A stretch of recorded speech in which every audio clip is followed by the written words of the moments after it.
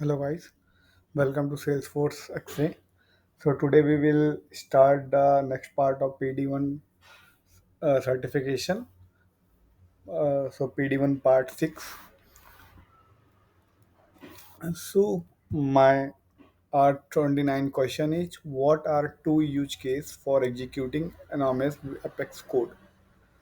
सो वो दो कौन से यूज केस सकते हैं जिसमें anonymous Apex कोड में एग्जीक्यूट किया जा सकता है कोड को। तो पहला होगा आपका to schedule an Apex class to run periodically,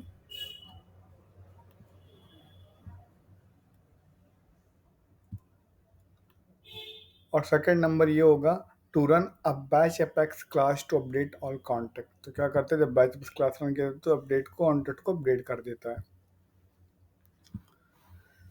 question number 30th है, which two statements are true about getter and setter method as they related to the visual force।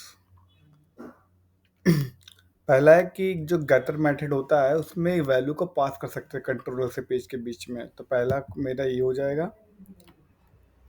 Correct. दूसरा करेक्ट होगा कि ये कोई भी गारंटी नहीं होती कि गेटर और सेटर मैथड किस ऑर्डर में एग्जीक्यूट होना है। तो हमारा क्वेश्चन आंसर नंबर ये हो जाएगा। नेक्स्ट क्वेश्चन पे जाएंगे। तो मेरा क्वेश्चन है, a developer must create a shipping calculator class that cannot be initiated and must include a working default implementation of a calculate method that subclasses can override. What is the correct implementation of the shipping calculator class?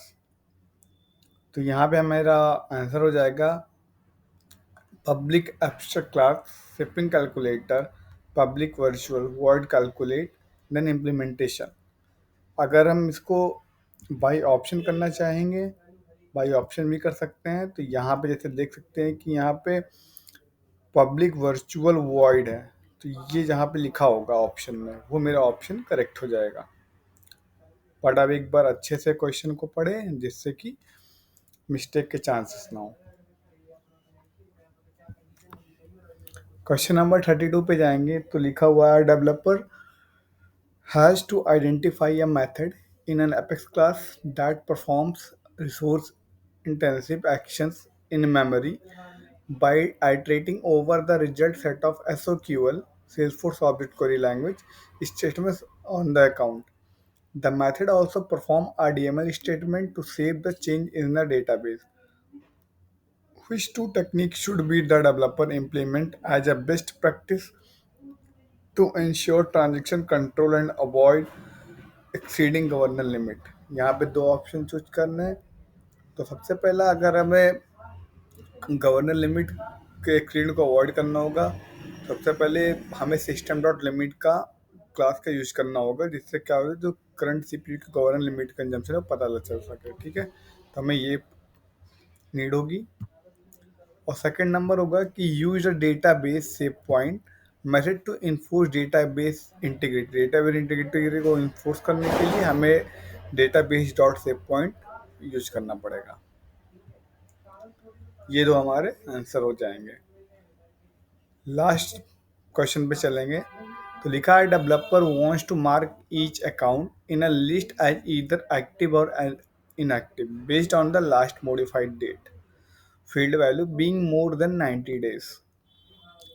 ठीक है, तो मुझे एक list करना है जिसमें क्या होगा, एक्टिव और इनएक्टिव अकाउंट शो करेगा लास्ट मॉडिफाइड डेट। उसका अगर 90 डेज से ओवर हो गया अकाउंट तो हमारा क्या होगा, वो इनएक्टिव शो करेगा। ठीक है, तो which Apex technique should developer use?